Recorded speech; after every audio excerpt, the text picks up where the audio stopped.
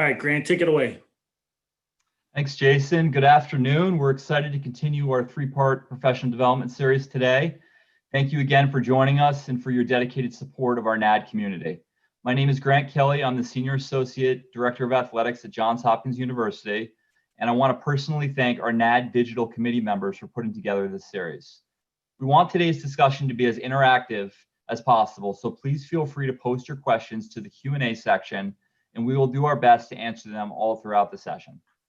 Leading and moderating our discussion today is Karen Langston. Karen is the Senior Associate Director of Athletics for External Affairs and Capital Projects at Cal State Bakersfield. She is responsible for the development of the athletics master plan and improvements to athletic facilities, along with major gifts and relationship management.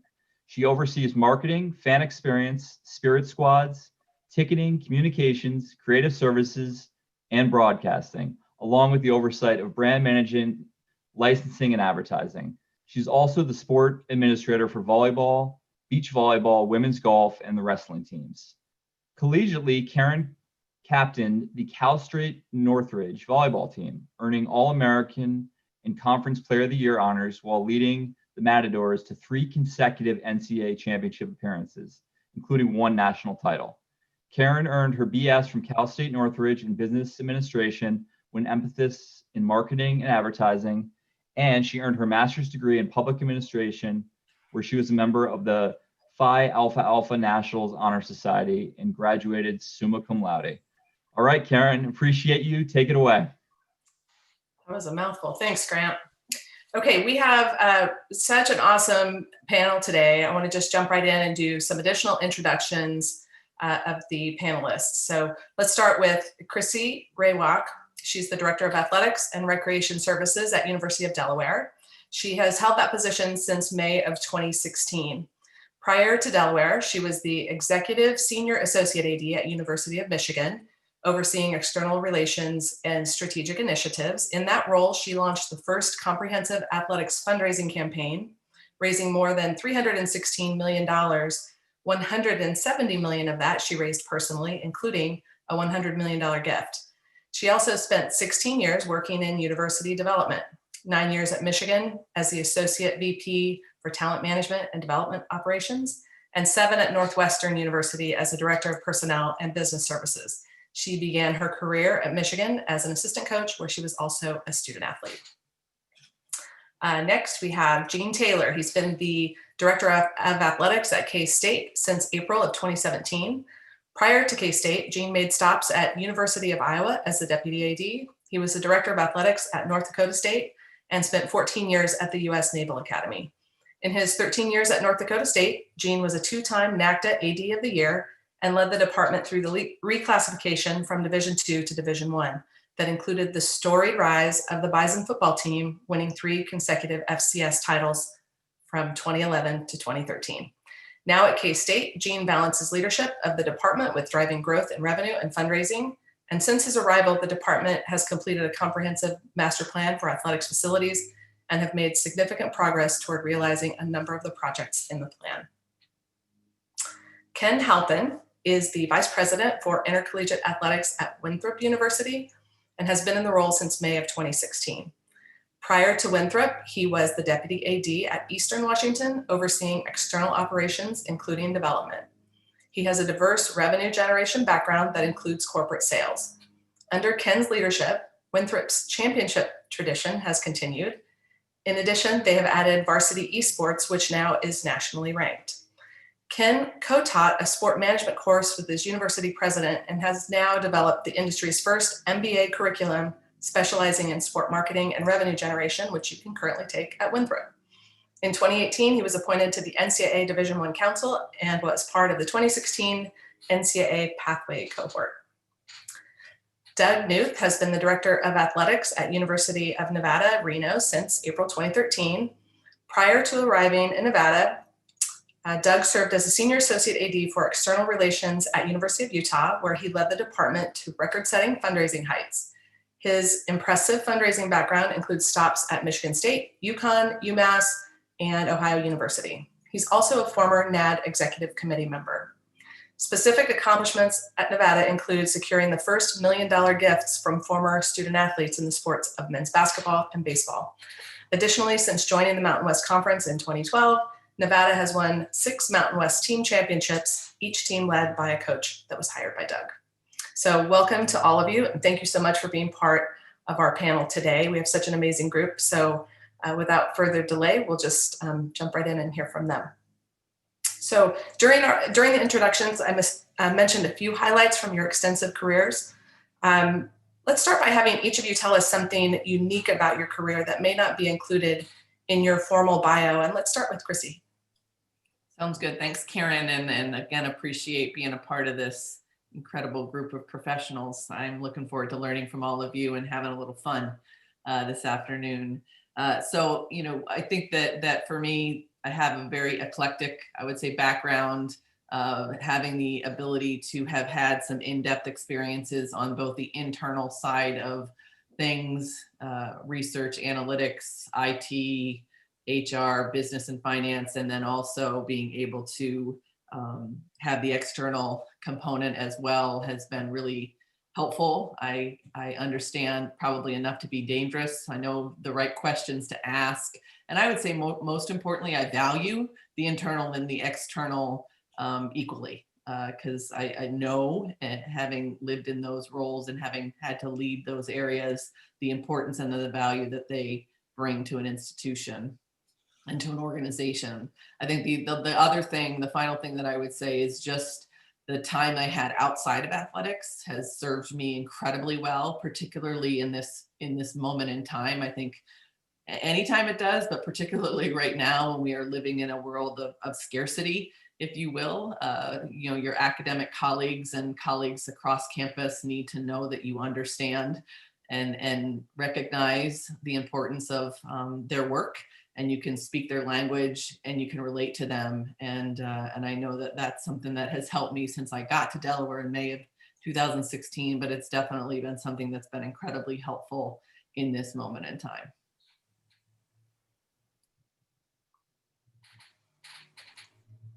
Great. Someone else want to jump in? I volunteered Doug to go next. Wait a minute, really? All right, Ken. Thank you, sir. Appreciate that. My kind of additional pieces that I wish were in my bio. It's something maybe we all would wish we could put in our bio. Is the people that influenced us, the people that impacted us, the people that helped us and supported us in our careers, allowed us to take on responsibilities or try new things throughout our careers. I mean, there's dozens and dozens of people I wish I could put in my bio and just thank them. Sort of like the credits in a book, when you read a book and always the back pages are we thank these people. I wish we could do that in our bio, because there's so many people that helped me take every step I've ever had in my career. And all of my comments today, I think you'll see a common theme in my comments that so much of this business is about relationships. And I wish in my bio there was some more stuff about the people that I've interacted with over the years, the people that have helped and supported me. And I think I do my very best. And I know a lot of people, I've heard from you already this morning, a lot of people listening today that you've been texting me or emailing me about this conversation today. There's a lot of people out there that I'm tied to and connected to because of NAD and because of NACDA. And I'll be forever grateful for this organization and for all that they've done in my career too. So that's the biggest thing for me, Karen, is additional accomplishments in my bio that aren't in my bio would be the many great people I've interacted with, and I'm grateful for all their impact in my life.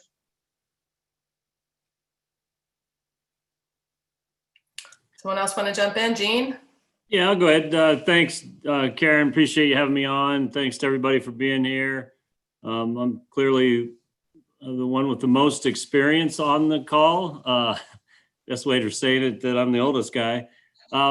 It's been a great career, and Doug, you make a great point. We've all been influenced by somebody that at some point took us under our wing or took under their wing and helped us and kind of guided us and pointed us in whatever direction that they felt was best for us to sit in the AD chair. And certainly I've had kind of a different background, but, I never really thought about being in college athletics. In college, I was a student manager and was doing that just to get a scholarship, but never really even knew that athletic administration was a career path. I was going to go into the hospitality world, restaurant, hotel management. Matter of fact, spent 5 years in the restaurant business, managing a restaurant. And be honest with you, probably learned a lot about dealing with people there that certainly helped me as I got into the career. And then, decided I wanted to get back into college athletics. I had a good friend of mine in the business that was out at the University of Miami. And I said, hey, how do I get back in? Because once you get out and then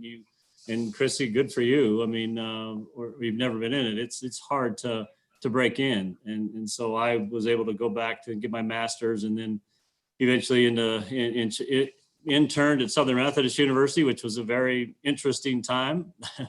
For the younger people on the call, probably if you've seen the 30 for 30, the Pony Express, I was there at the only school that was ever put on the death penalty. And that whole period of time was very, very interesting in college athletics. And so I've been very fortunate, like you said, Doug, to have a bunch of people that have guided me to get me to the point, whether it was early on in my career and it was people above me, associate ADs and athletic directors, to when I got to become an athletic director, my colleagues across the country that have helped me, out of situations that I didn't know how to handle. So appreciate it and then you're right, it's a very much a people person business, and we exist because of the people we know, not only in our departments and help us, but people across the country. So appreciate being here.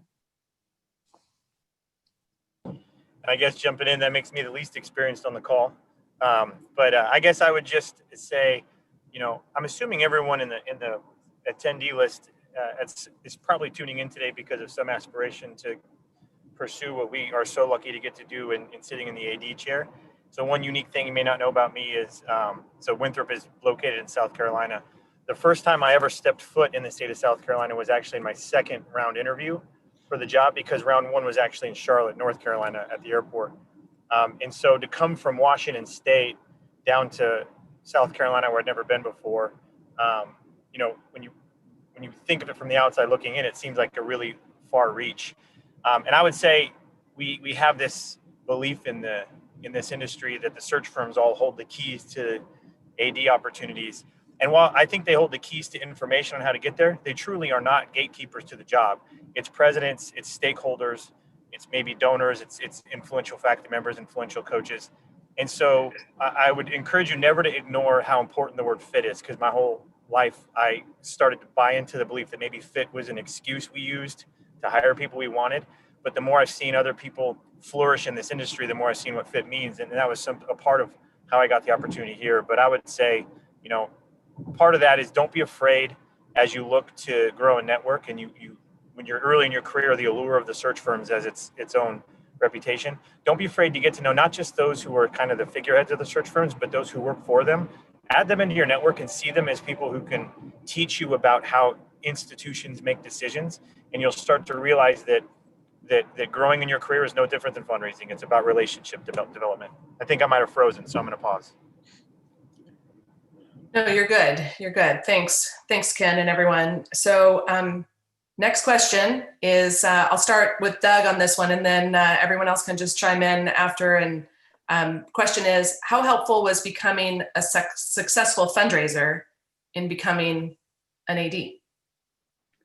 I think there's so many overlaps. There's so many consistent pieces to that, those two backgrounds. And the first thing is, I'm going to go back to NAD, and I want to give credit again to Jason Galaska and everyone in NAD and NACTA. Being part of that organization early on in my career. I mean, I've been in fundraising my entire career. I started off as an intern. A lot of people listening probably did. And I moved into a grad assistant position. I thought I was making big bucks then. I was actually getting paid to work. And then I was lucky enough, to move into my career into full-time jobs and be in fundraising just about every single step of my way. But I'll tell you, some of the things I learned through NAD and NACTA, the annual convention, all the educational sessions, is this, and Ken just said it, he said the right word, is relationships. being a good fundraiser is about being great at relationships. And that there's a big part about being in a relationship. There's a big part about being successful in fundraising is you learn to ask really great questions. You learn to listen really well. The best fundraisers, in my experience, are always the best listeners, right? Because you think, the sort of stereotype of a great fundraiser is sort of like a great salesperson, and they can tell great stories and they slap you on the back, and that's like the impression of a great fundraiser too. We've all seen people that are really great at storytelling and seeing people and greeting people. But in my experience, the very, very best fundraisers are the ones that build relationships by getting the donor to talk, by getting the donor to build trust and build rapport. And guess what? When you become an athletic director someday, if you get into this role, those pieces, those interpersonal skills will lead you well, because those same things are required when you're working with your staff. You've got to build rapport with your staff. You've got to build trust with your staff. And oh, by the way, you've got to be able to build rapport and trust with your coaches. That is essential. And the number one way to build rapport and build trust with people is to listen, right? You don't want to be the one that's talking all the time when you're talking to a coach or talking to a donor. The better questions you ask, the better understanding you have, the better listening you do with your coaches and your staff someday, the better athletic director you'll be, the better leader you'll be in any organization. That is such a key for me. And I learned all of that through my fundraising career, and learned all of that and how to be a better fundraiser over the years. That really does come down to great questions and great listening. And I still apply those skills today in my role, my new role I'm sort of the chief fundraiser in the athletic program. We all do it, even though you have an athletic director title, we're all still fundraisers. But working with my coaches, working with staff day to day, I still rely heavily on those things that I learned as a fundraiser. So I'll stop there and can I designate Ken to go next? You may. Actually, Karen approves it. I would piggyback two things that Doug said. One, I loved what you said about great questions. I'm a big believer that a solution is only limited by the question that preceded it. And so great questions are the art to advancing any really great initiative. And the other thing I would say is, as you look to advance, don't ignore. I mean, a lot of us think like to become a leader in athletics, you have to have fundraising because revenue is so important, and revenue is important. But don't ignore the fact that the skill set necessary to be successful in fundraising is the same skill set necessary to be successful at everything that involves other humans. It's seeing other people as humans. And so whether somebody has a net worth in the billions and can give you a 7 or 8 figure gift that's transformational for your institution, or somebody happens to be the custodian for your building, they're still humans. And the way that you pay attention and listen to and interact with them doesn't change. And when you can apply that, you start to understand that then when you get the opportunity to interact with your president or your general counsel or one of the trustee members on your board, you start to see that we're all trying to do this thing together the right way. And if you can study and learn and ask great questions, you can grow quickly and maximize the impact you can create with others. So I would just add those couple of pieces to what Doug said.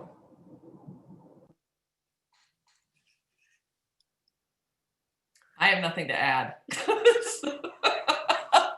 I mean, Ken said exactly what I was going to say. So I just think it's really important that it's helpful, right? It's very helpful. We know that it seems to be the thing that most people talk most about, but there's the transferability is real, and don't lose sight of that. And if anything, I would say leverage it with your other colleagues so you can learn other things, get yourself at certain tables, so that you can better understand all the other types of work that happens within a department as well.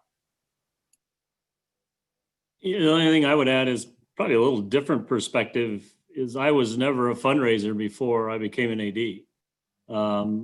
I got the job in North Dakota State, and they really weren't looking for the external experience. They were looking for the internal experience to help transition from 2 to 1. put that plan in place. And so I was probably 4 years into my job at North Dakota State before I ever asked for really any money. And I was never so nervous to go out and ask if our first gift was going to be $1 million ask from one of our donors. I can't tell you how nervous I was. And I was going with our fundraiser. And he basically told me, Gene, sit there, shut up, don't say another word until I ask you to say something. And that's basically what I did. And but I did, and you're right. All you guys have great points. You learn, and listening is such a key point, because I picked up things from people that like Doug, that are fundraisers and been that way. Is they go into office and they look at pictures, in the office, and they start to put a story together that they can put together in their mind, and stuff like that are so key into getting to know your donor. And I've been very fortunate. Most of the biggest gifts that we've ever been a part of, or I've ever been a part of, ultimately became really good friends of mine, that we kept that relationship going well beyond the gift. And when I think of going to see a new donor, I go in there with the idea of, can I make this person a lifelong friend by creating a relationship first, and then begin to find the money. But I will tell you, I was so nervous in that first gift that I literally sat there, my palms were sweating, and I was just hoping that our fundraiser wasn't going to look to me to say something, because I was probably going to ruin the gift. And fortunately I didn't. He didn't give the gift. So you just never know. Great. Okay, next question. I'm going to start with Chrissy this time. How do you balance the responsibility of leadership of the department and playing an active role in fundraising? We talked about that a little bit, but what's that balance like? Yeah. So I think about it as integrated in the work, but I do believe there needs to be a high level of discipline and intentionality in making sure that you're paying attention to it. So I have every 3 weeks, our lead fundraiser, my chief of staff, and myself meet. I have 25 to 30 donors that we are focused on, each in different moments in the fundraising process, and we talk about it, and we go through it, and we catalog it, and we give out assignments, we talk strategy, and it's a real focus for us. I think otherwise, I can just tell you, I think my colleagues, it can get lost. There's no question, because you're getting pulled in so many different directions. So the intentionality around it is really, really important. I think for me though, too, I love it. I actually love asking people for money. I do, because I'm passionate about what I'm asking for. And I believe so deeply in it. And the worst thing they're going to do is say no. And, in my mind, in that moment, it's on me, because no means maybe means yes. And I just haven't figured out how to get creative enough to get them to that maybe into the yes. So it's not about them, it's about me. What am I missing? I enjoy it. So I tend to gravitate towards it, but there's no question that the level of discipline is required. And we use every opportunity, like when we travel to away games, football games or basketball games, we stop where we need to stop. So we use every moment that we possibly can. Great. Who wants to jump in next? Ken? I saw Gene unmute. I don't want to cut in front of him. That's all right. Yeah, first we went Ken to Doug, and then Doug to Ken. So I figured Chrissy and I would play the game a little bit. So, I think it's a very important role, and it kind of changes. Again, like I said, when I was at North Dakota State, we didn't do a lot of it, and I was focused more internally. And then, now that we're at Kansas State, we got obviously a little bit bigger department, we have a bigger development staff, and I spend a lot of time with them, because it is such a critical part of what we do, whether it's the annual giving side or the capital gift, or, just talking to donors. But you have to be careful not to, right now, obviously we're all internal, because none of us, I don't know if anybody's been on the road in a while to see a donor, but, when I first got here as a new AD, I was kind of struggling about, well, I need to get to know my staff, but my development staff was like, we got to go see this donor. We got to go see this donor. And I was on the road a lot, and trying to balance that from a leadership perspective. I finally just said, hey guys, I need to spend some time and get to know our staff, and then we'll go back out on the road. But they were so focused that some of the key donors, and we all have our top whatever number of list, and we certainly went to see those individuals.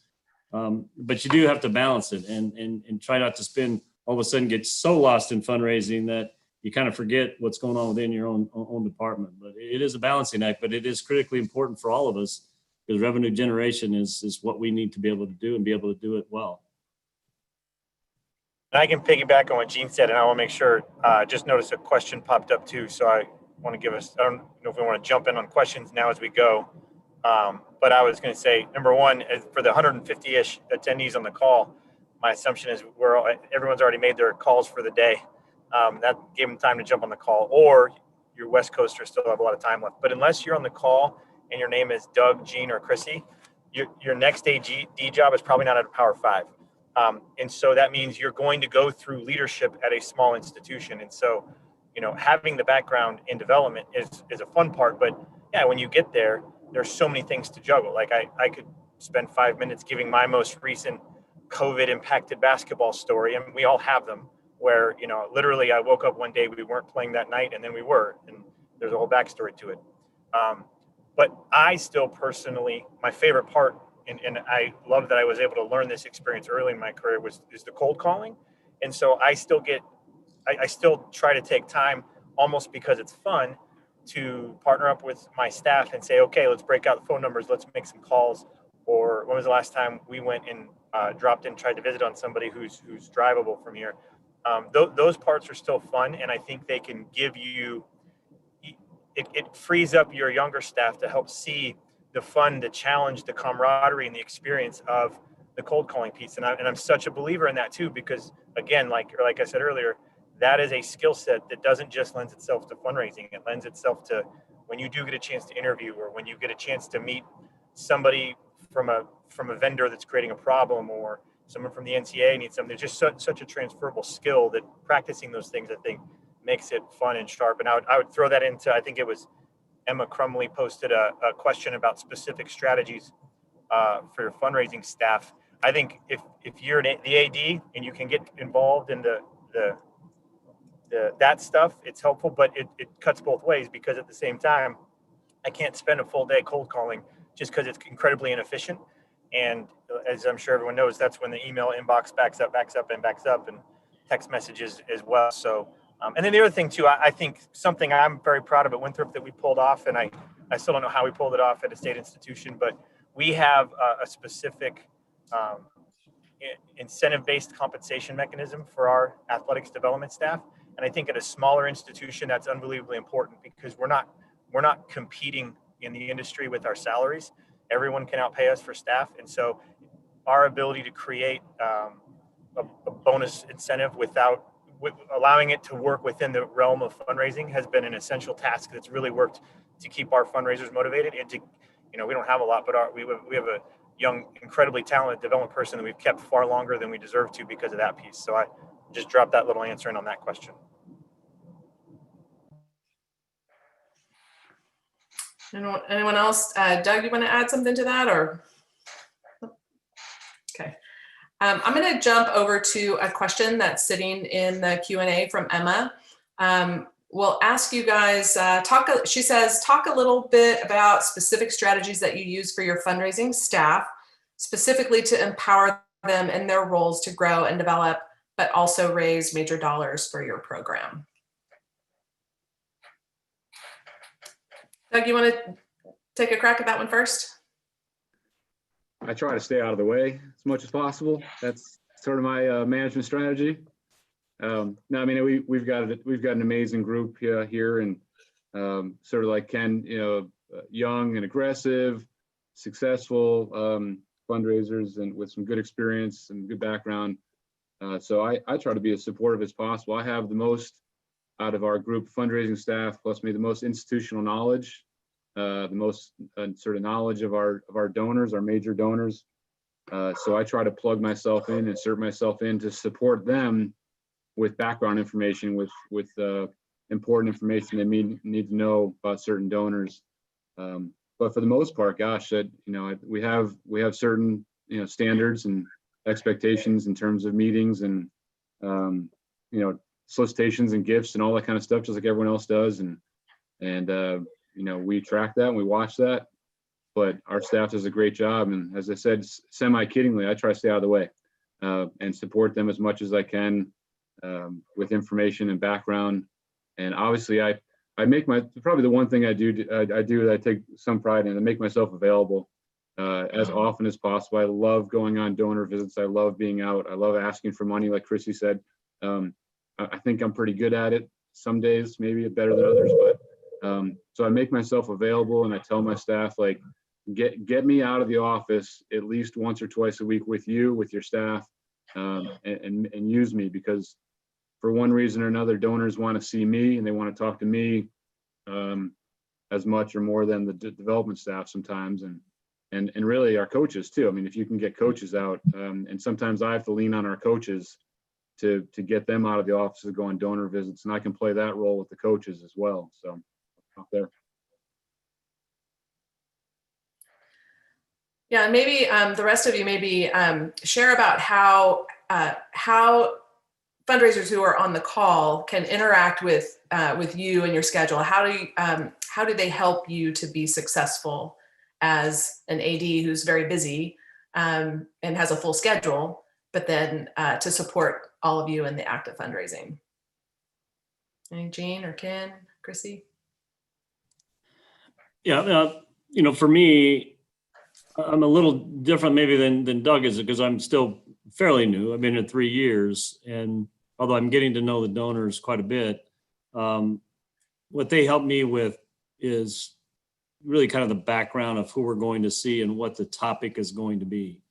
And right now, we did go out recently. I have been going out recently. We've just finished a end zone project, or in the middle of an end zone project that, our team, our development team, really put together the list of donors, they did all the financial research of what they were capable of giving, where we thought we could go in and ask for the gift.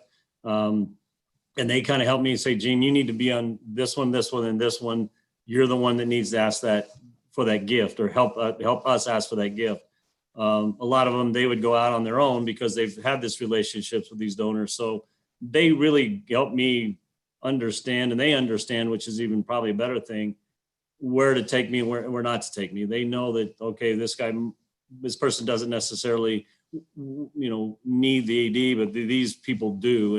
And then when I go in, if I don't know the donor very well, they're really, really good at the background. And okay, Gene, these are some of the concerns he's going to have. These are the questions they're going to have, he or she's going to have. We recently went out to Western Kansas. And I don't know, for those of you that watched our first game, we had a BLM patch on our jersey, and it caused a lot of controversy, right, wrong, or indifferent. But we had some rather large donors out in Western Kansas, and they said, Gene, you're going to have to address this on these visits. And so helping me understand what's coming at me is a huge, huge help, particularly if it has a tendency to be negative. But they also know to understand the balancing of, okay, we don't have to take him on every donor call, but we're going to take him on the ones that we really need him to be there for. And sometimes that's not even to ask for money. Many times it's just to give an update or to have a conversation. So many times I go and I don't even ask for a gift. It's just more about updating. Yeah, I would echo what Jean said, and even piggybacking on what Doug said to Emma's question. And I don't know if they would view it as empowering, but it's just the ability for me to have strategy conversations and to bounce ideas off of our fundraisers, regardless of what quote level they're at. I think that is really helpful, and to give them an opportunity to share their strategies and their perspectives with the leader is something that I know I remember being in that chair and having the opportunity to do that felt empowering to do with the athletic director. And I think, in preparing, the idea of working through what can we anticipate here? Like, what could go really wrong? What do we want to make sure? What do we want to not step into? And I mean, this feeds into what Jean was saying, but even doing some role playing, like what happens if they say this? How are we going to respond? Who's going to respond to that? Making sure that we are clear in kind of the roles we want to play. What are we ultimately trying to get out of it? I always go into every visit and I'm like, what are we asking for? And it doesn't mean we have to ask for money, but are we asking for another meeting? Are we asking them to connect us with somebody? Are we asking them for money? Are we asking them to consider at some point in your life, would you give money? So, that's also part of the strategy is understanding what are we going in to get here? And it's all part of the relationship. So I feel like I'm the female talking about this differently than relationships. I love relationships too, but at the end of the day, I'm being paid for a job. And I have to make sure that I'm not losing sight of what are we trying to deliver on. Now, the way we get there is through these unbelievable human beings that love their universities, which is what makes it so, again, unique and special and fun. To add to that, I don't know that this is helpful if you're at a large institution, but like at a smaller institution like Winthrop, my big thing with our staff is be aggressive in high activity level. And you might make a mistake, but at Winthrop, mistakes are not national news. And so like we can fix those, but we also make a bigger difference. We pursue things. And the other thing I would really encourage everyone not to miss when Chrissy said, essentially, I forget exactly how she said it, but find a way to turn a no into a yes. Like see every no as a maybe and figure out how to get it to a yes. If that's hard and it takes strategy and it takes effort and you'll fail sometimes, and that's the best way to learn. But if you bring a no to a yes and you bring it to your AD, like those are the types of value adds that are going to give you great experience. It's going to demonstrate value, and it's going to be a lifelong learning lesson. And it's part of the fun. It's seeing every single situation as a challenge. And so if you can adopt that mindset, I think that's an incredibly powerful thing you can take forward in your organization. Right. Those are awesome responses. And as you can probably imagine, I'm looking through the chat and the Q&A, and there are a number of questions related to COVID. No surprise. So I'm going to try to weave these together in one overarching question and get your responses. So how has COVID restrictions impacted, donor touches and fundraising? How has it impacted your balance, the balance of your work, your strategic plan, your mission versus the budgetary changes and demands to support COVID, the impact of COVID in terms of like visits, the inability to see people in person, depending upon where you are. So anyone want to take a stab at how COVID is impacting you and your campus? I can see Jean wants to go first. I can see it. Go, Jean, go. Well, I think we're all facing the same issue. And it's, somebody asked me early on I don't remember where it was, but, what are you guys doing for strategic planning? I'm like, strategic planning? I'm just trying to get to tomorrow. And so I think our first few months, it was really just how do we get through our first few months? And I will tell you from March until probably May or June, we didn't really even talk about fundraising. We just figured we were, on a daily basis between balancing our athletes and whether we're coming back or not coming back, or, I talked certainly with our CFO of how we were going to get through it. As we got into the summer, then we were like, okay, we know as we determined we weren't going to have fans. So we knew we were going to lose donations because people weren't going to be able to keep their seats. And then, so a lot of strategy of, okay, how do we keep as much money as, and everybody, you've seen the plans, you can donate your money back, you can move it, roll over to the next season. A lot of us have had mini campaigns about, COVID campaigns and the various campaigns. Our development staff and our marketing staff really have worked together about coming up with creative ways to touch our donors, knowing we couldn't do it personally, whether it was Zoom calls with our top donors, whether it was Zoom calls with our coaches, and just really firing ideas up on the wall and figuring out what would stick and what wouldn't, knowing that we'll take as much as we can get. We certainly didn't talk about, okay, development staff, you got to go out and raise $5 million. Marketing, you got to do this. Fan experience, you got to do this. It's just, we need to figure out a way to stop the bleeding as much as we can, however we can. We were in the middle of a capital campaign, $100 million campaign. We had raised about 70 million of that.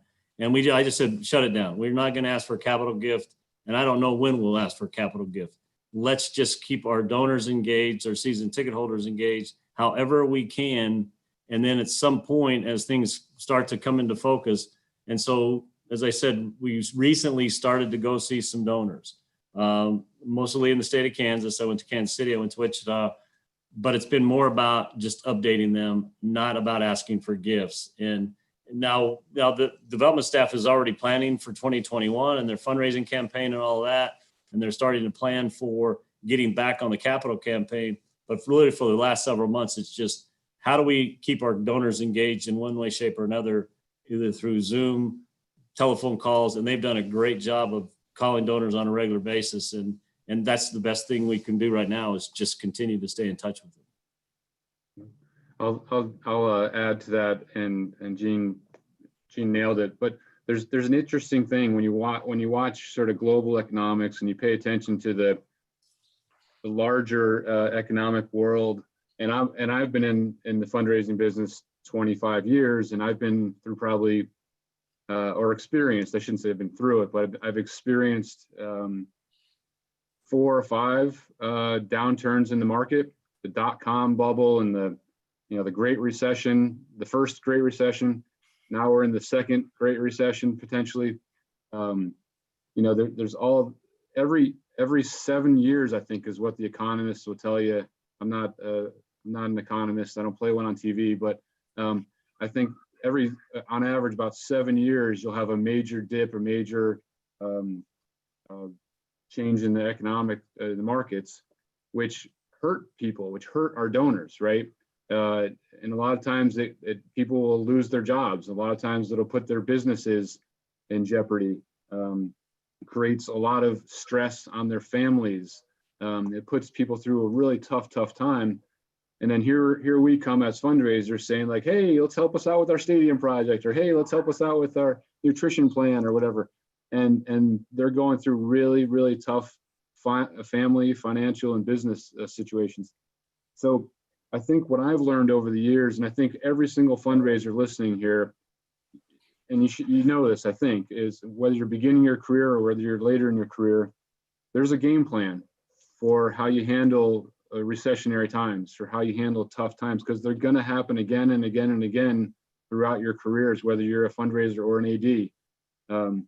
And what Gene said was absolutely right, is constant contact and communication is the key. And maybe not asking for money. I have a number of friends that are VPs in development, university foundation people around the country, that are posting, record years in fundraising this year. And it kind of, it's shocking in some ways, because many of us, like I did the same thing Gene did, where I told my staff, hold on, we're not going to ask for anything major right now. And frankly, we're going to give people's money back if they ask for it this year. So there's a balance to how hard you want to push during a recessionary time. And you as the AD, you as the lead fundraising person for a department, you've got to be able to read the economy. You've got to be able to read your local market. You've got to be able to understand your major donors, because like here in Reno, we have some donors right now that are killing it. Like they're just doing really well financially, because we have a lot of gold mining, right? We have a lot of companies that do mining in Nevada, and gold is at an all-time high in terms of market price. And so those people we can talk to. We have other people that are losing their jobs, losing their businesses, and we've got to be really sensitive to that. So you've got to know your donors, and you've got to communicate as much as you can with them, just to even ask, how you doing, right? How are you doing? Don't worry about us. Don't worry about Wolfpack Athletics. How are you doing? Right? That's so key in the fundraising, again, the relationship, right? So I'll stop there. I think the only thing that I would add, and they were both great answers, is it is also very dependent on the type of school you're at and your funding model. I can tell you at Michigan, it would be a very different experience than what I'm managing through at Delaware. I mean, we have very different funding model. And while it's been very painful at times and challenging, our strategies are a little bit different. And to Doug's point, I mean, it's interesting. It is. It's a balance in understanding where they are, because we have some people that are fine and they actually have more money because they're not spending it because there's nowhere to go. And so how do you leverage that and tap into that for the needs that you have? But I think the most important thing is being really clear on what are your needs. And that took a little bit of time, I know, for us to kind of work through to determine what is it that we really need? Where really are we in this moment in time, and how quickly are we going to recover? I think the other thing that we've been able to do, and it sounds very similar to what Jean did, is we were able to leverage the time to connect with people we were never able to connect with because Zoom was easier. And we utilized that to get with people that we never talked to and even engage with them. Some of you may not realize, you know, Delaware has a great history in football. So we have Joe Flacco, we have Rich Gannon, we have Matt Nagy, the head football coach at Chicago. We have Brett Veach, who's the GM at the Kansas City Chiefs. I mean, we have a lot of really talented players that we haven't been able to do a lot with because they're running all over the place. Yet this moment, we were able to tap into them and bring them into the loop and create panels for our fans to listen to, and alumni groups. Our coaches did a number of small alumni conversations, and again, engaged fans and alums and donors in ways that we hadn't been able to because it was just all about, well, I don't have the time. I can't get there. That excuse was gone. And so it really allowed us to engage and obviously a different way because Zoom is different, but nonetheless, it still was engagement. And now we've been able to develop a relationship that I know will help lead us to an opportunity for asks where we haven't been able to make them because we've always felt like, well, you need to be in person to do all of this. Well, Zoom has proven that that's not necessarily true. And so I think it's created, you know, definitely a different dynamic in our world, but one that we've really worked hard to create positivity around. And how do we get more efficient and effective in our work? The only thing I was going to say in that category is don't panic, trust the process, work with your leadership. And, you know, so I saw when I was thinking through that, a Q&A question popped up about what happens if your position has been eliminated. How do you stay? I mean, that's a hard question. That's a real thing that people in our industry are dealing with. And the only thing I would say in that space is simply, you know, you have passions and you have a skill set. Obviously, you're going to keep looking for jobs, but in the meantime, there are no shortage of nonprofits that still have great causes and great needs. You have a skill set, go volunteer. Go spend time as a volunteer and raise money for things that you're passionate about while continuing to re-enter the job market because you need a paycheck. Don't ignore the reason we're doing this is because of the difference we can make in people's lives. That doesn't change based on where we're at. So if nothing else, I just offer encouragement for those who are in that position because it may feel dark today, but your skill set as a fundraiser can carry you through this and you can continue to change people's lives as you continue to re-enter the job market somewhere. Okay. Any other comments, guys, about COVID before we move on? We have quite a few, professional advancement questions that I can move on to. So there are a few that are similar, but I'll try to wrap them up together. If you're working as an established fundraiser and you want to gain more experience to hopefully become an AD, how do you gain more administrative experience and avoid the idea of being pigeonholed into a fundraising role? And how do you get some of that experience outside of a narrow lane if you're in one? Anyone want to volunteer first? I can add a few things, and I actually think it fits. There's a couple different ways, and one, ask, right? Ask to have more experience and more responsibility or more exposure. At least if they're not going to give you the work, then can you give me the opportunity to job shadow or be exposed to it? I think two, the nonprofit comment that Ken made, I say that to people all the time, particularly ones that want to make career transitions into into certain areas, fundraising being one of them. I used to have people come to me and say, I want to get into this business. And I'm like, are you sure? Go volunteer for an area, a local nonprofit that you care about.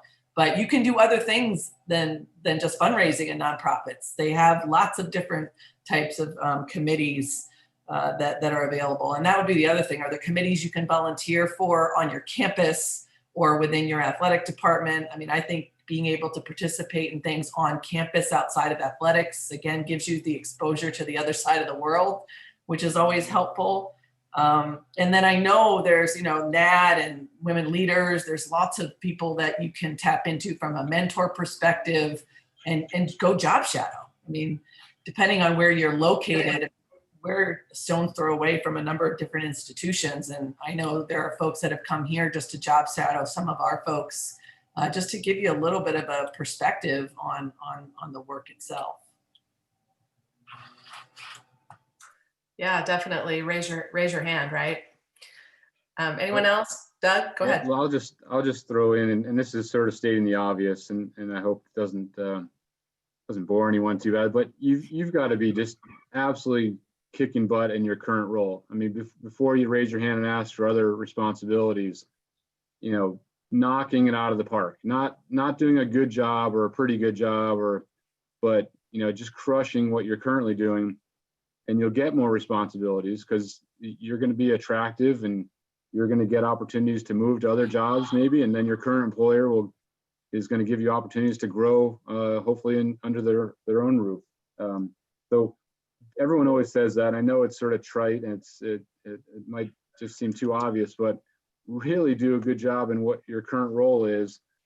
And then, as Christy said, ask for expanded duties. And if you want to get into something else, like if you're already the head of your development operation and you're managing a number of people already, the next step for you is to maybe try something else and sort of oversee marketing or ticket sales, or oversee a sport or two. Like, start small. Don't think you're going to take on football right away. But that might be something where you can take on a little more responsibility. But you've got to keep doing your base, your main job, because I always warn people when they want more responsibilities that if your primary responsibility dips and you're not crushing it anymore, then you're going to lose your job. I'm not just going to take away the other responsibilities. You're going to lose your job. Like, you can't do that. So please stay focused, keep kicking butt in what you're doing. And I'm willing to give you more responsibilities, but don't ever lose focus on what your primary deal is. That's really important.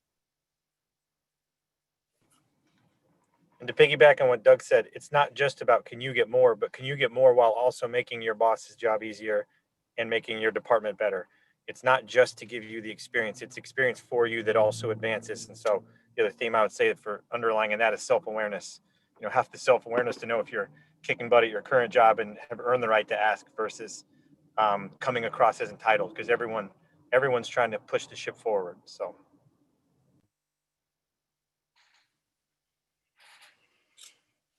Okay. This question's in the chat, and I love this question. I'll expand on it a little bit. What are some major mistakes or pitfalls that you've seen your development staff make that should be avoided? And I'll just expand that and say, are those, mistakes that you guys have made along the way as well that you would want to try to share with everyone that you would want to avoid? First one that comes to my mind, and we see it all over campuses, but don't fight for credit. I tell our staff all the time that credit is like gravity. It falls where it belongs. There's nothing you can do to manipulate it. So do your job, bust your tail. And if anything, try and give credit to others, because that's how you grow relationships. I've seen a lot of energy wasted to fight for credit in something when at the end of the day, it's going to fall where it belongs either way.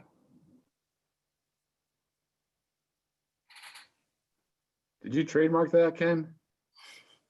That was awesome. I'm going to make that a t-shirt. I stole it from Doug Newth.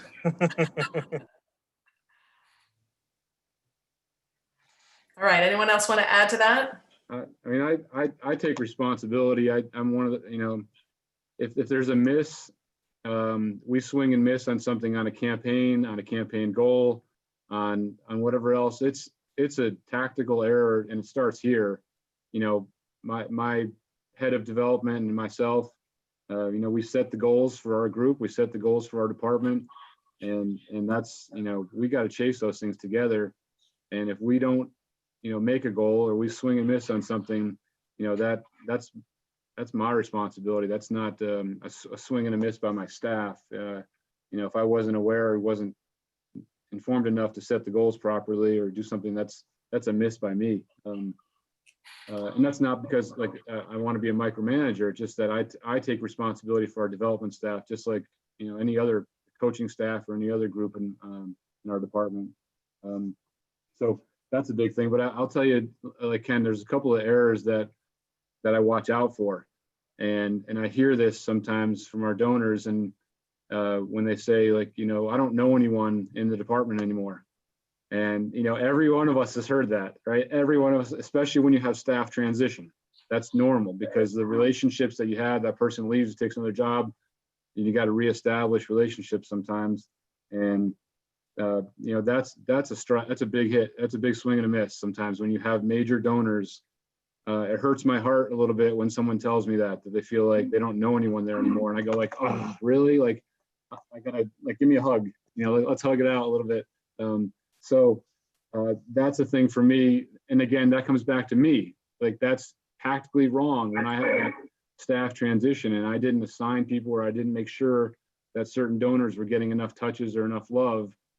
I've got to be aware and know that. And that's a big thing I pay attention to. Dean, you're gonna go?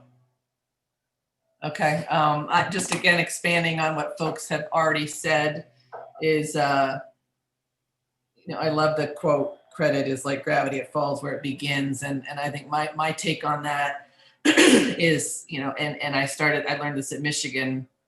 I wanted all of the donors' money to come to the institution. And while I worked for athletics, my paycheck said the University of Michigan. While I work and oversee Delaware athletics and recreation, my paycheck says the University of Delaware. And there's so many great things that are a part of all of your universities, that if you can take the mindset and bring these people in and expose them to all of these wonderful things at your institutions, everybody wins, right? All boats rise. And I think that is critically important, especially again now in this day and age. The more that we can raise money for other parts of the university and bring people in, the better, again, the overall institution is, and everybody wins. So it's very similar to what Ken was saying. It's not about credit. It's like all their money should come to your university. How can you figure out how to get all their money to your university? Period. I'd only add one thing. First of all, by the way, you should put your phone away when you're doing one of these things, because you have friends on these calls that send you smart aleck texts that make you lose your focus. And so there's a couple people out there, you can quit texting me now, because I'm going to turn my phone over. The only thing I would say to add to that is, and I'm sure all of you that have been in the fundraising position, is what's the amount I ask for? And you never want to, and this is a common rule, don't ask for too little, and don't be afraid to ask for too much, because it's really not going to hurt their feelings. And I think sometimes we want to be conservative, want to be realistic when we set those goals, whether it's a campaign goal or whether it's a specific goal of a donor that we think we can get out of them. I've always been because I haven't been a fundraiser, I always say, well, why don't we ask for more? And they've kind of looked at me like, well, Gene, we don't know that they can give that. Well, how do we know until we ask? So as you set goals and you set campaign goals or individual, push yourself a little bit. Shoot a little higher than what you maybe are comfortable shooting for, because you never know, you might get it. And as Chrissy said earlier, all they can do is say no. And sometimes that no is not, you've already talked about it, is not really a no. It's a no right now. And so I've always tried to push our crew to just think a little bit bigger if you can. You never know. Sometimes it works out. Great. We got a question in advance from someone who asked, if you've been at multiple universities, how have you handled maintaining or not relationships that you built along the way? And should a development officer or an AD continue those relationships as they move on to other universities? Anyone want to take that quickly? Is that with a specific donor from another university, or Yeah. is that what they mean by that? Yep, I think. Well, I mean, I have, and like I said earlier, a lot of the folks that I've raised money with are my friends. I still play golf with some of the top donors at North Dakota State. They've come to Manhattan since I've been here, and we've hosted them, at a football game. It's not been a lot of them, but it's been a few of them. And, I still have friends in Fargo. We go back and we see them. And now, am I asking them for money for Kansas State? No, probably not. But if they ever got mad at North Dakota State, I might. But but no, I think I've been fortunate. I think you do keep those relationships just because you do get to know them and they are your friends. And matter of fact, sometimes I feel guilty because there are people that I should feel like I should stay more connected to now that I've been gone. But and hopefully that'll continue for years to come. I'd offer a fun example as to why it's valuable. So I went from Eastern Washington in Washington State down to South Carolina here at Winthrop. And, everybody does auctions, and it's hard not to, especially at a smaller institution, not to use a lot of the same auction items over and over. So we started having some fun in keeping contact with some of our board members in Eastern Washington and swapping auction ideas. So everybody in Washington State loves the idea of a golf trip to Kiowa down here in South Carolina. Conversely, a lot of our friends in South Carolina would love the idea of a hunting cabin in Republic, Washington, and so there's different pieces where we just utilize the branding strategy.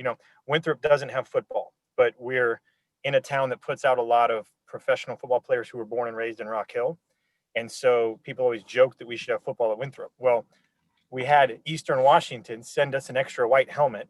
We put a Winthrop logo on the helmet, and it became a great fun auction item at our auction. So I think little ideas like that, because most institutions don't share donors, then keeping in contact with those who are in development and those who are giving at that institution can help you with just ideation and new ideas. So.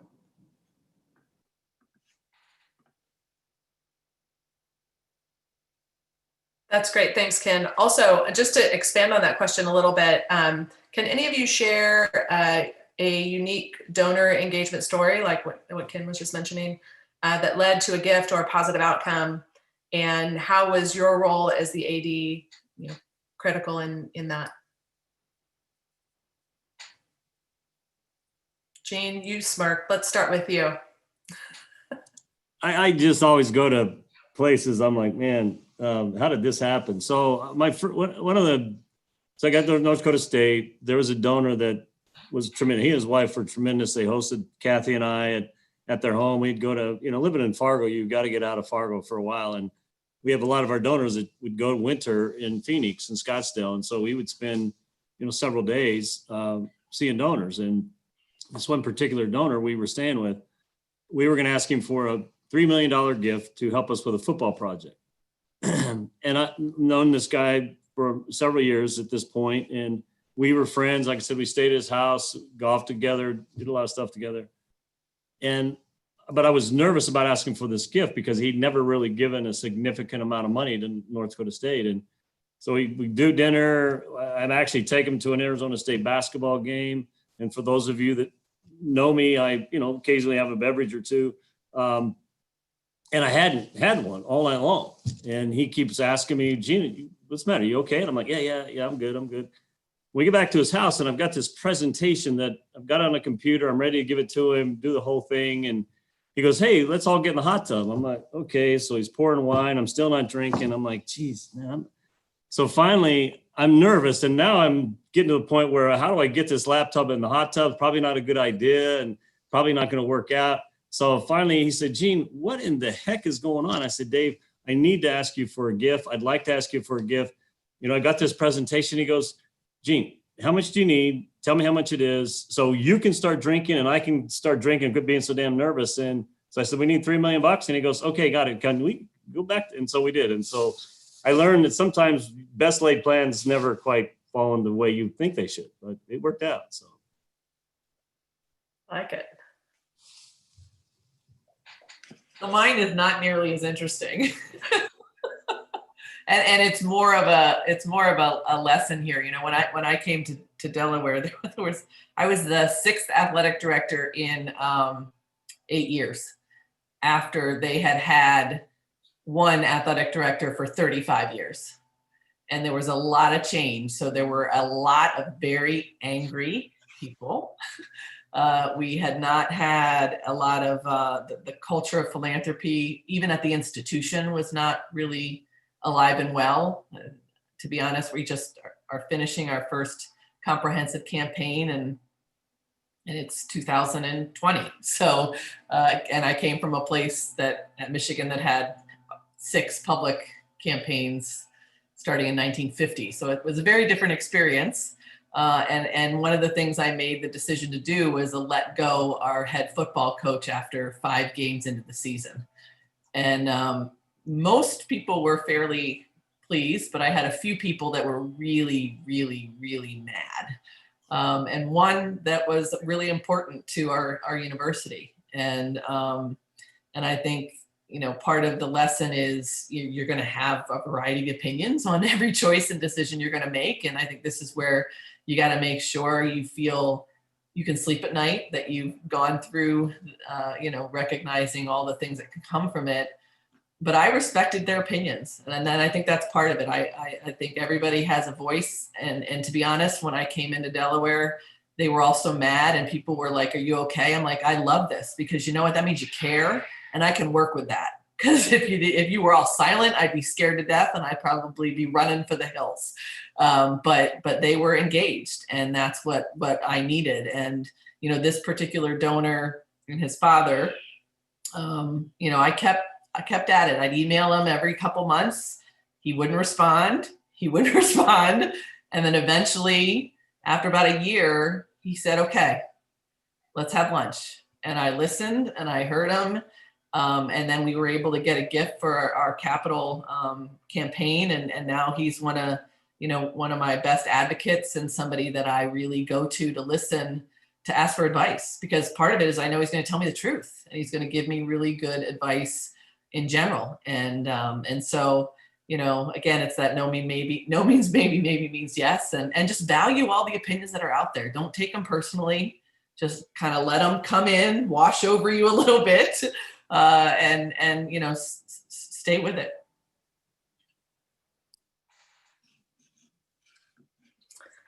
Great. Okay, I have another question from the Q&A.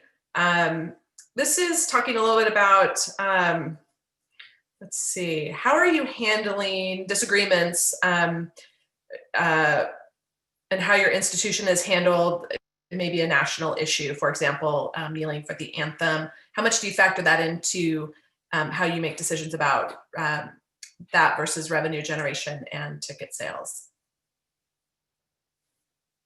Anyone want to try to tackle that one? I'll go first, just by virtue of the fact that Colin Kaepernick is a proud alumni of the University of Nevada, and couldn't be more proud of Colin. Obviously, what he stands for, what he kneels for, has stirred a lot of discussion around the country, and that's a really great thing. But our donors are mixed, right? I mean, that's sort of like when anything like that, political or religious or whatever, any kind of polarizing topic in the community, you're going to get 50-50. You're going to get half the people that are sort of one side and half the other, right? And we all experience that so much right now where we are politically in this country. But Colin's our guy. Colin is a Hall of Famer in our university. Colin is maybe the best athlete to ever play any sport here, one of the top, of course. And so we have that conversation a lot in our community here about Colin Kaepernick and about kneeling and about everything else that is sort of around that. And it's not easy, right? It's not easy at all because, like I said, it's going to be 50-50 in a lot of times. And you have some people that just think Colin's the cat's meow. He thinks he's the greatest human being for standing up for what he believes in. putting his entire career and reputation on the line for what he believes in. And then you have other people that just can't believe what Colin's doing and just think it's outrageous.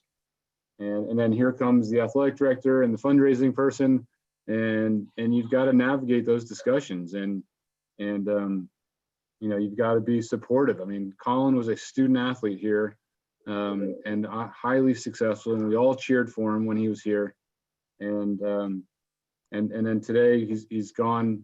He's professional and does things differently. And I tell our donors a lot of times, I said, what you did in college is very different than what you do today, and we don't hold that against you. It's like, everyone's got to realize that every single person out there, there's doctors and lawyers and teachers and policemen that graduate from this university, that we don't judge them for what they do privately or publicly.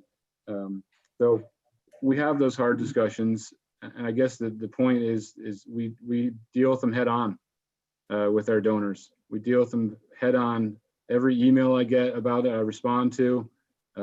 Every donor that wants to talk to me about it, whichever side they're on, I talk to them, I listen, and I don't try to change anyone's beliefs. That's not my role.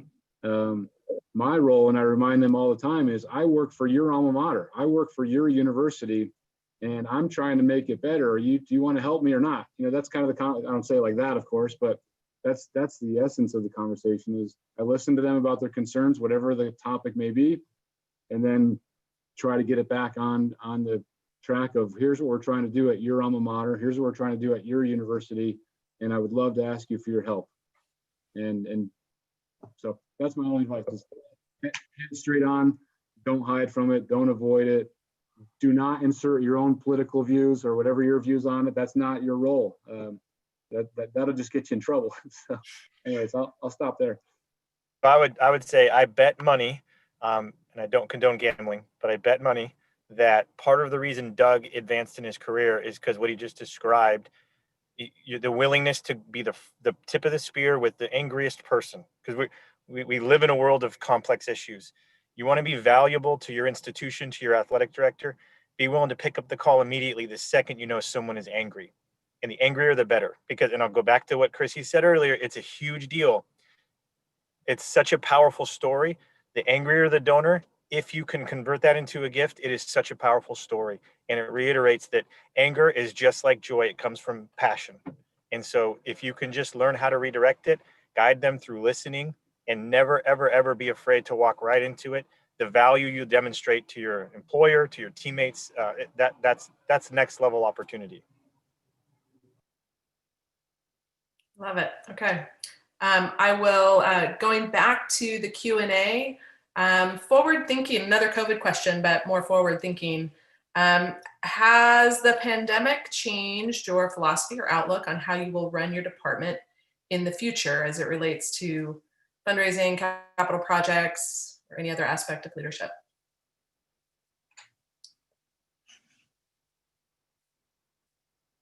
Too soon to know? Maybe because the question was submitted, I probably should more than I am. I think it's a really good question. I can't thoughtfully give any answers about, other than like, I fall into the category of, I think we keep paying attention to the vaccine word floating out there and hope that eventually we'll move through this. But I imagine it will have to rethink how we do a lot of things, from physical facilities and stuff like that. But the beauty of what we do is you cannot replace live sport from an entertainment standpoint. You can't, like, watching a game on replay is nothing like watching a game live. And so the desire and the demand for humans to watch our student athletes compete will still be there through COVID and after COVID. So, but I think it's a good question, because I'm sure there are some pieces that somebody more creative than I am have come up with. Yeah, for us, and we've been exploring this even before COVID, but I think it just becomes that more real. And I think part of this is the donor base that we have here, or the lack thereof at Delaware, that we're building. We're just building it. And unfortunately, you can't build it fast enough for your needs. And so we're trying to think creatively about, some of you may have heard of P3s, public-private partnerships, and how can we utilize that in this moment in time. and moving forward and in the future. And I'm not sure, it's probably not likely going to be a public-private partnership as it's currently exists, because athletics tends to need more ownership of certain facilities. So, I mean, again, to Ken's point, that's where the creativity needs to come in. But I know it's not likely, at least at Delaware, that we're going to raise $50 million for a new field house in the next 5 years. I think it's going to be pretty tough for us. So but I need the field house. So how the heck am I going to get to that? And what creative work can I do within our community? And there's value and benefits to not just the athletes, but to the community itself. I mean, I think, again, some of it may depend on where you live and what relationships you have with your community within Newark.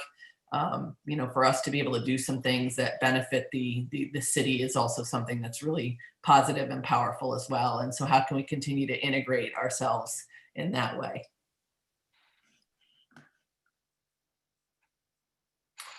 Yeah, I think one of the things, you're right. I'm like Ken, maybe I should be spending more time thinking about it. But, you know, I'll be honest with you, we do have a project on the books that we had started to raise money for, like I mentioned, and we stopped, and we're kind of getting back to the design of that. And one of the questions is, do we need to design things a little differently? I mean, this is just a specific physical thing.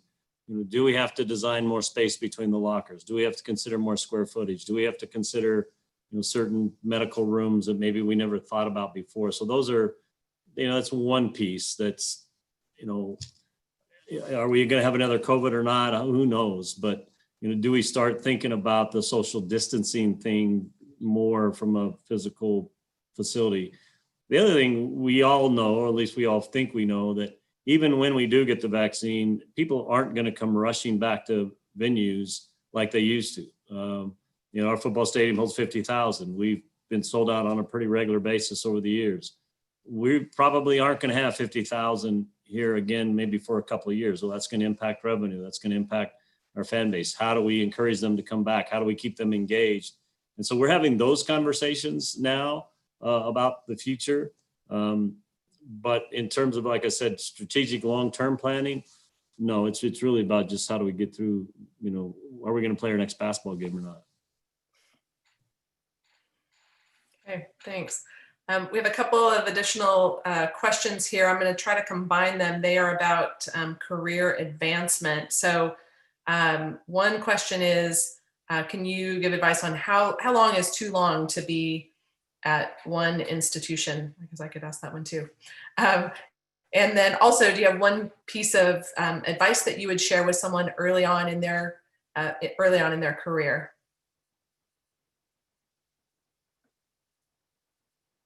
Anyone? Doug, let's start with you. I don't have any good advice for how long is too long. That's not, you know, early in your career, you sort of just know. I don't know how to say that any better. Early in my career, you know, I may have viewed myself, and maybe other people viewed me as a job hopper, but I was at UConn for about 2 years, UMass for 2 years, Ohio University for 3 years, then Michigan State for 6, and I thought that was, you know, that was a long time, and I was probably 30 years old. That was a long time. And then I was at the University of Utah for 8 years, and you know, it sort of depends on where you are in your career, right? So when you're just starting your career, I tell people, don't be afraid to move. Like, don't be afraid, because that's the way you're going to move up a lot of times. You have to be willing to move around and move up. But when you get into more senior roles, then I think you're evaluated differently, right? When you're more senior associate AD or director type level roles, then you want to put down some roots, because then to really be effective, to really be good at what you're doing, it might take a little longer to develop some higher level results that'll get you to sort of your next job, I guess. So that was my experience, and everyone else's experience is probably different. But younger in my career, I didn't feel shy at all about going to the next opportunity after 2 or 3 years. And my employers, you know, my bosses at the time were very supportive, because, you know, I'd done a good job and I'd worked as hard as I could, and I did everything I could, and now was a chance to advance my career. And then at Michigan State, I was there a little longer, Utah a little longer. And I think that's natural. It's just sort of a natural flow to it. The more senior level position you get, I wouldn't look to be bouncing around too much, because when you're a senior associate AD and on your resume it has, you've been at 3 different schools in 5 years, and now you're applying for AD jobs, they're going to say like, well, what, you haven't been anywhere your last couple of years. Why are you moving around so much? So I'd be hesitant to move around once you're a little bit later in your career, but it all comes down to opportunities. If you're really, really good at your job, you're going to get lots of opportunities and be able to move up. So, there's not really any good advice for that one. I'm sorry. I think it's really personal. I mean, I've been in the work world for 28 years, and I've worked at 3 universities. So I don't think there's a right or wrong. I think it's what you feel is right for you.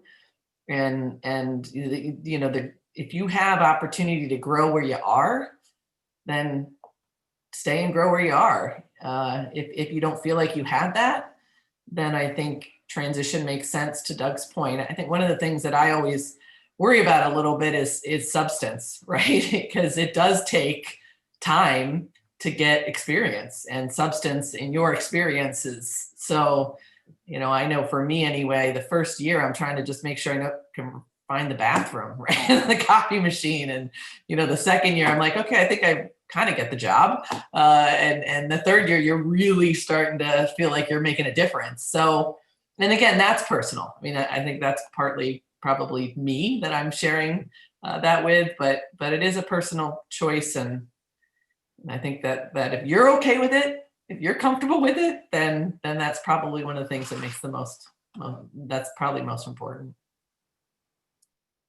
I would say I do think if you classify it as what's my next job, that I think that's a limiting framework. I think there are drawbacks with when I'm asked, I try to encourage people not to think about what their title is going to be, but what they're going to do. I think a focus on what you're going to do really opens up how to create impact, and opens your mind to, can I create that impact here? Because it's great impact that leads to advancement, not great titles. You don't want to advance because of your title. You want to advance because of the difference that you're making. And so the only other thing I would say, and I've done this in my life, and I think it's a fun exercise, is maybe as opposed to thinking through what your next job is, think through what your last job is. And then in your mind, characterize the different accomplishments and the different things you might create that are between today and your last job. And the younger you are in your career, the better, because that's where dreaming comes from, and that's where possibility comes from. And the other thing, it doesn't just influence your professional decisions, it influences your personal finance decisions, it influences your personal life decisions, it influences your family decisions. It really helps you craft what you want life to look like 30, 40, 50 years from now, and start planning today on putting yourself in a position to bring those to reality. So I would say, spend some time and brainstorm what your last job is, and then let yourself craft a narrative that fits through that. That's going to have 100 different ways to get there, all of them equally, with equal opportunity to make a difference in other people's lives. Great, really good points by everybody. Clearly, the one thing I would mention is patience. Sometimes when I have had young staff members come in, they want to go from, director of whatever or intern to AD, like in one step.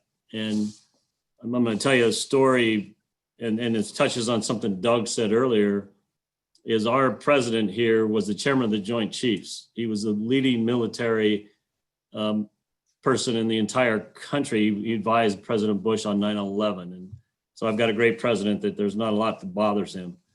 But he tells a story of where this midshipman at the Naval Academy kept trying to get into his office to see him. And he said, gee, the midshipman was persistent. And he kept coming, and I kept saying, I don't have time to, no offense, to talk to a second-year midshipman at the Naval Academy about anything.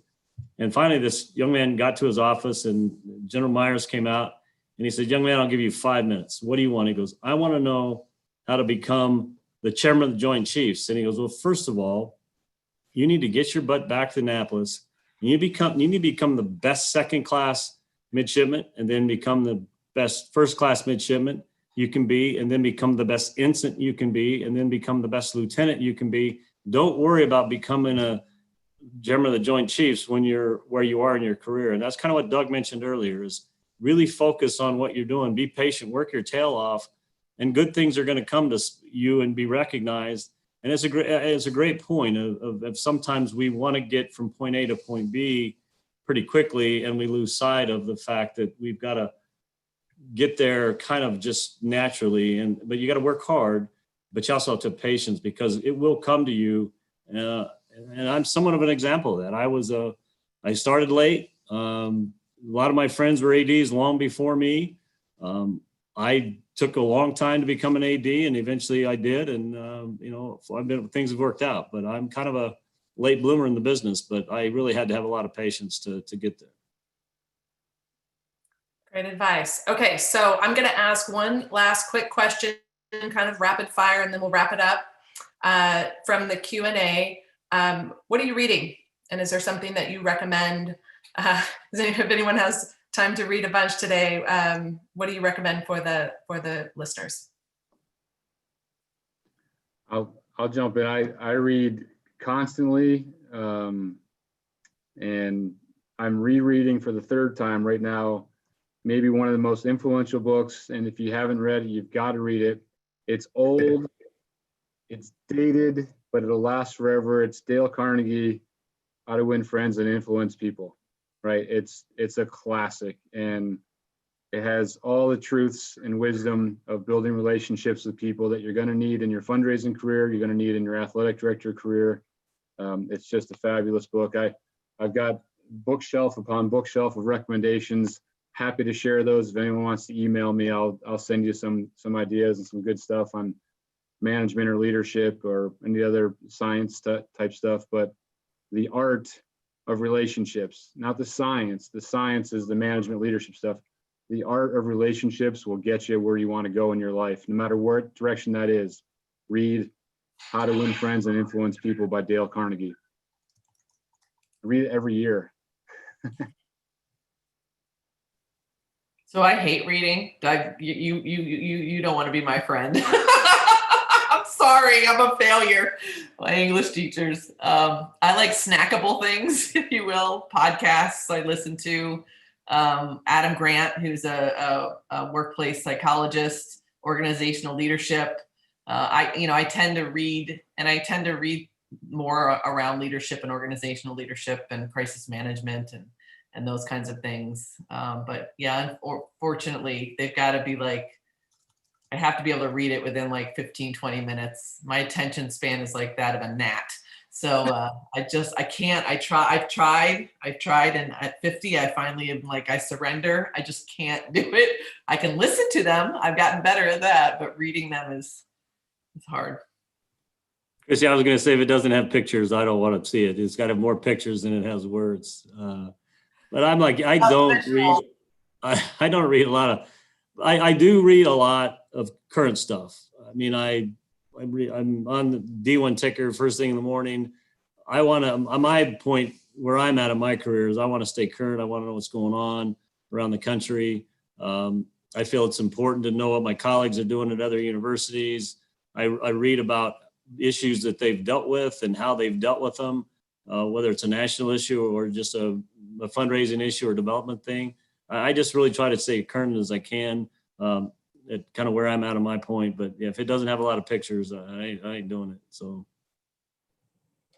Well, and I'm with Doug. I could talk books with you for hours. It's one of my favorite topics, and I love books that challenge me to think differently. In a book full of development people, I would recommend The Artful Journey by Bill Sturdivant. I think it's an absolute must read. It's almost like if you're going to go to development school, you have to have experienced that book. I think everything that's ever been written by Seth Godin or Malcolm Gladwell challenge you to think different. And then I guess the one that just popped in my head is it's by Stephen Johnson. It's called Where Good Ideas Come From, The Natural History of Innovation. It's a fascinating expose into how innovation has occurred in the history of our world. And I think, again, it'll really challenge you to think differently. So. Awesome. All right. Well, to the panel, thank you so much. I'm going to invite Grant back in to wrap things up. You guys were awesome, and I really appreciate you all being here. Yeah, that was a great session. Chrissy, Jean, Doug and Ken, thank you for your time and energy today. Appreciate you all. Karen, great work. Thanks for leading us today. So that wraps up our fall NAD webinar series. Stay tuned for details regarding our spring series coming up. It'll be great content. Happy holidays, and thanks again for joining us today. Have a great evening. Thank you. Thanks, everybody. Thanks, everybody.